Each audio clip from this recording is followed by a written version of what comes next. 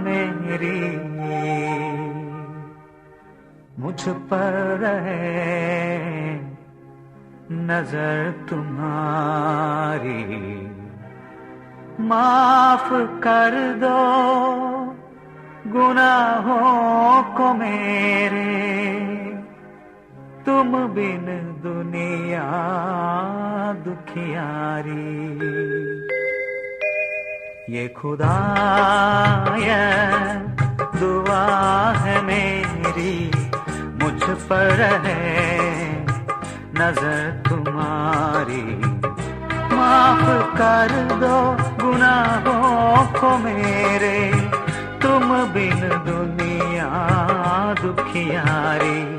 ये खुदाया दुआ है मेरी, मुझ पर रहे नजर तुम्हारी। पश्चाताप ही बलिदान मेरा, मेरे होंठ खोल दो, मुझे नया गीत दो, दिल में तुम अपना नाम लिख दो। चालीसा काल प्रभु के साथ इस कार्यक्रम में आप सभी लोगों का मैं स्वागत करती हूँ। 40 दिन हम प्रभु के वचन पर मनन चिंतन कर रहे हैं और हमारे जीवन में थोड़ा सा एक बदलाव लाने की कोशिश कर रहे हैं। आप और मैं भी इस वचन पर मनन करते हुए अपने जीवन में थोड़ा सा बदलाव लाने की कोशिश करें। कई बार हम हमारे जीवन में समझौता करते हैं, परिवार में समझौता करते हैं, रिश्तों में समझौता करते हैं, जहाँ पर हम वर्क कर रहे हैं वहाँ पर समझौता करते हैं।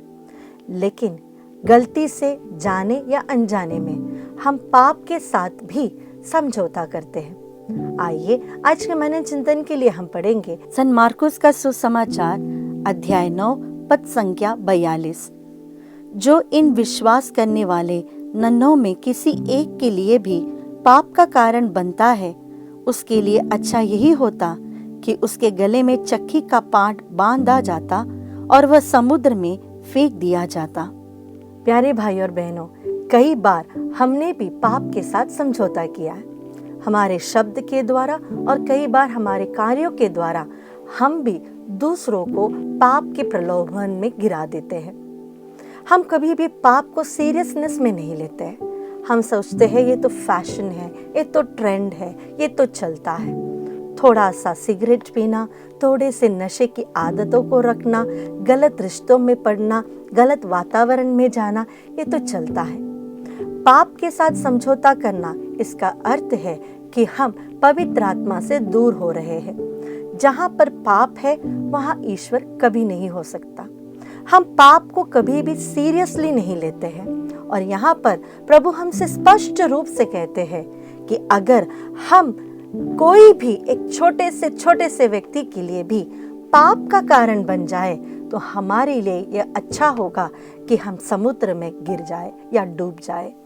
प्यारे भाई और बहनों, जब हम हमारे फ्रेंड्स को गलत चीजें सर्व करते हैं, ड्रिंक सर्व करते हैं पार्टीज में, या हम नशे की आदत में डालते हैं, या फिर हम सिगरेट्स लेते हैं, या हमारे ही कोई भी संबंध गलत है और हम गलत करते हैं, तो हम अकेले ही नहीं, हम दूसरों को भी पाप करने के लिए प्रेरित करते हैं। एक व्यक्ति को पाप के लिए प्रेरित करना वही एक बहुत बड़ा पाप होता है। इसीलिए ही प्रभु ने कहा, व्यभिचार मतलब करना ही नहीं, बल्कि अगर तुमने तुम्हारी दृष्टि से या मन में भी किसी व्यक्ति को देखकर मन में वासना का ख्याल आया तो आपने मन में पाप किया। और अगर हम अपने शब्दों के द्वारा, अपने कार्यों के द्वारा किसी व्यक्ति को पाप की ओर आकर्षित करते हैं तो प्रभु कहता है कि हमें उससे भी बड़ा दंड मिलेगा। प्रभु हमें सिखाते हैं कि हमें पाप से जो रिलेटेड चीजें हैं उनसे दूर होना चाहिए।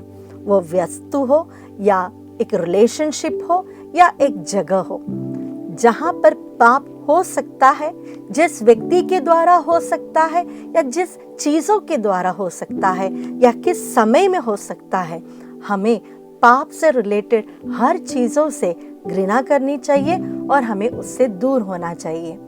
और कभी भी हमारे कारण हमारे वस्त्र के कारण, हमारे बोलचाल के कारण, हम जिस तरह लोगों से बातें करते हैं उसके कारण, या फिर हम जो कार्य करते हैं उसके द्वारा कभी भी हम किसी को प्रलोभन ना दें और किसी को भी पाप की ओर ना खींचे। आइए इस चालीसा काल में हम कोशिश करें कि हम एक पवित्र जीवन जिए।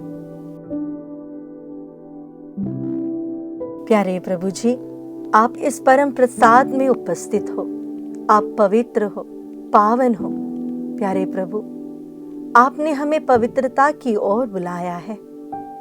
कई बार हमारे शब्दों के द्वारा, हमारे आचरण के द्वारा, हमारे कार्यों के द्वारा हम और दूसरों को भी हमने पाप में गिराया है।